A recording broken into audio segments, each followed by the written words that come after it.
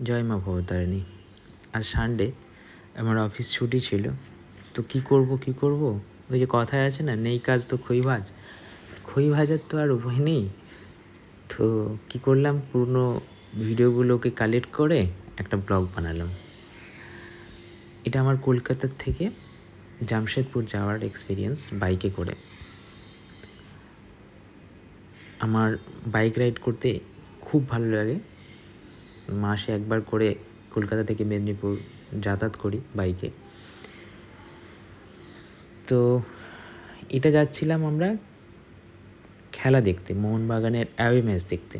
আমরা মোহনবাগানের বিশাল বড় ফ্যান, আর আমার খেলা দেখার পার্টনার দেবম যুবভারতীতে খেলা দেখতে দেখতে একদিন বলছে, জিজু চলো একদিন আমরা অ্যাওয়ে ম্যাচ দেখতে যাই।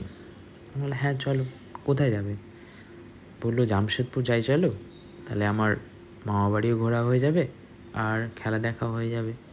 তো বললাম ঠিক আছে, অসুবিধা নেই। তো এই করতে করতে অলরেডি সেই দিন চলে আসে, আর আমি কলকাতার থেকে মেদিনীপুর বাসে যাই, দিয়ে রাতে মেদিনীপুরে থাকি। ভোর রাতে আমাদের ওই প্যাকিং করে ঘুমোতে 1টা বেজে গেছিলো। তারপর 4টে নাগাদ আমরা উঠে বেরিয়ে পড়ি।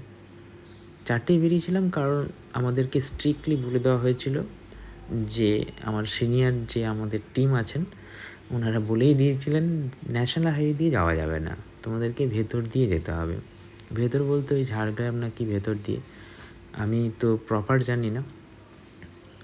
দেবমেরও অল্প নলেজ আছে রাস্তাটার সম্পর্কে।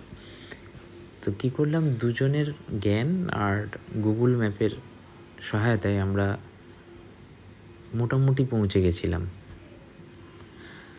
অসুবিধা সেরকম কিছু হয়নি, শুধু অসুবিধার মধ্যে ওটা শীতের রাত ছিল, তো তাই জন্য ভোরবেলা বাইক চালাতে খুব অসুবিধা হয়েছিল।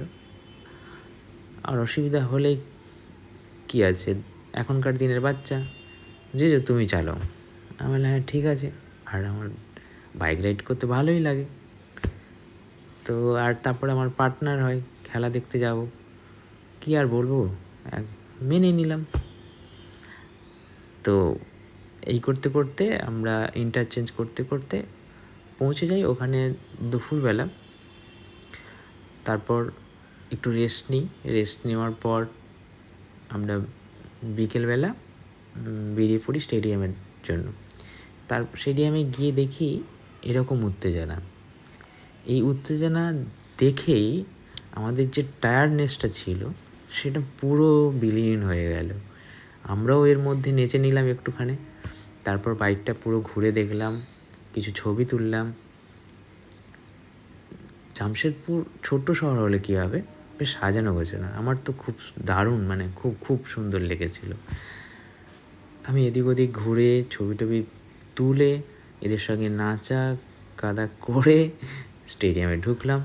ওখানে একটা জিনিস ভালো ছিল যে টিকিট কালেক্ট করার ব্যাপার ছিল না, কিউআর কোড শো করে ভেতরে এন্ট্রির ব্যবস্থা ছিল। তাই জন্য আমাদের কোনো চিন্তা ছিল না, মোবাইলে টিকিট ছিল, স্ক্যান করলাম, ভেতরে ঢুকে পড়লাম।